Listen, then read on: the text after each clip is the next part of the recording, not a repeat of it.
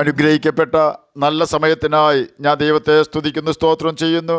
ദൈവവചനം ശ്രവിച്ചുകൊണ്ടിരിക്കുന്ന എല്ലാ ദൈവമക്കൾക്കും വീണ്ടും വരാമെന്ന് അരുളി ചെയ്തവനായ കർത്താവായ യേശു ക്രിസ്തുവിൻ്റെ തന്നെ നാമത്തിൽ ഞാൻ എൻ്റെ സ്നേഹവന്ദനം അറിയിക്കുന്നു.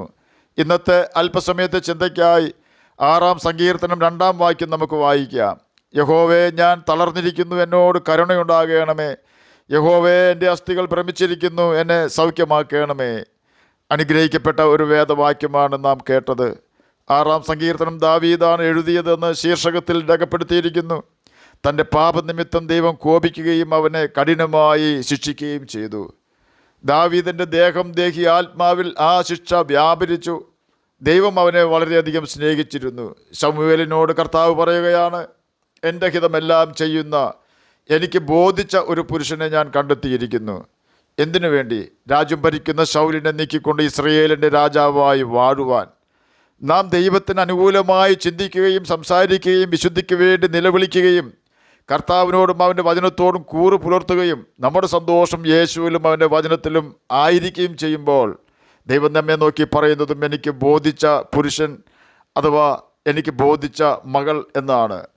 ഗബ്രിയേൽ ദൂതൻ ഒരിക്കൽ യേശുവിൻ്റെ അമ്മയായ മറിയായുടെ അടുക്കൽ ചെന്ന് പറഞ്ഞത്, നിനക്ക് ദൈവത്തിൻ്റെ കൃപ ലഭിച്ചു എന്നാണ്.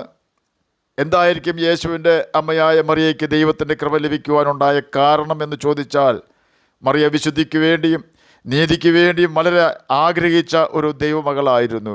തന്നെയുമല്ല, ന്യായപ്രമാണം വായിക്കുകയും അത് അനുസരിക്കുകയും ചെയ്തിരുന്ന ഒരു ദൈവമകളായിരുന്നു.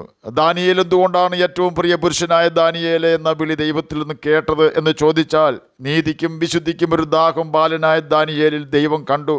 തന്നെയുമല്ല, അവനും ന്യായപ്രമാണം വായിക്കുകയും അത് പഠിക്കുകയും അത് അനുസരിക്കുകയും ചെയ്യുന്ന നല്ല ഒരു ദൈവമകനായിരുന്നു.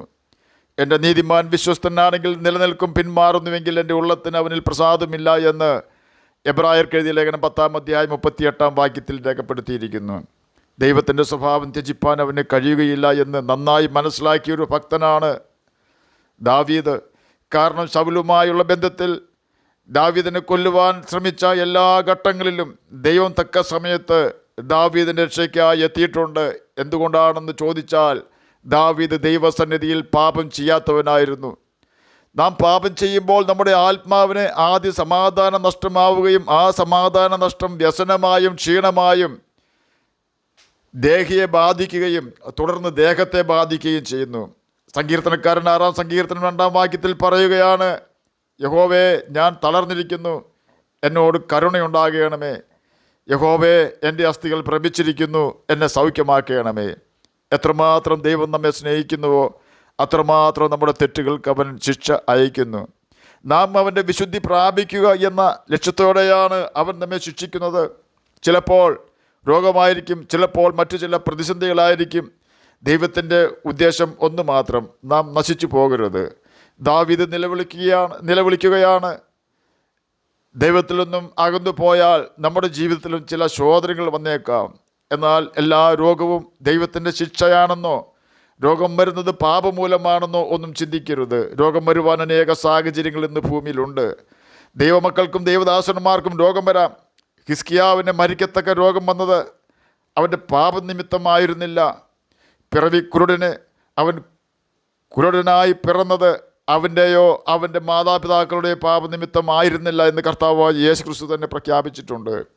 എങ്കിലും നാം പാപം ചെയ്താൽ ദൈവം നമ്മെ ശിക്ഷിക്കുമെന്ന അറിവ് പാപം ചെയ്യുന്നതിൽ നിന്നും നമ്മെ വിലക്കുന്നു. നമ്മുടെ പാപങ്ങൾക്ക് ദൈവം ശിക്ഷിക്കുകയും നാം നിലവിളിച്ച് നമ്മുടെ പാപങ്ങൾ ഏറ്റുപറഞ്ഞ് ഉപേക്ഷിച്ചാൽ നമ്മെ സൗഖ്യമാക്കുകയും ചെയ്യുന്നവനാണ് കർത്താവായ യേശു ക്രിസ്തു. നാം നിത്യനരകത്തിൽ വീഴരുത് എന്നതാണ് ദൈവം നമ്മുടെ തെറ്റിനെ ശിക്ഷിക്കുന്നതിന് കാരണം.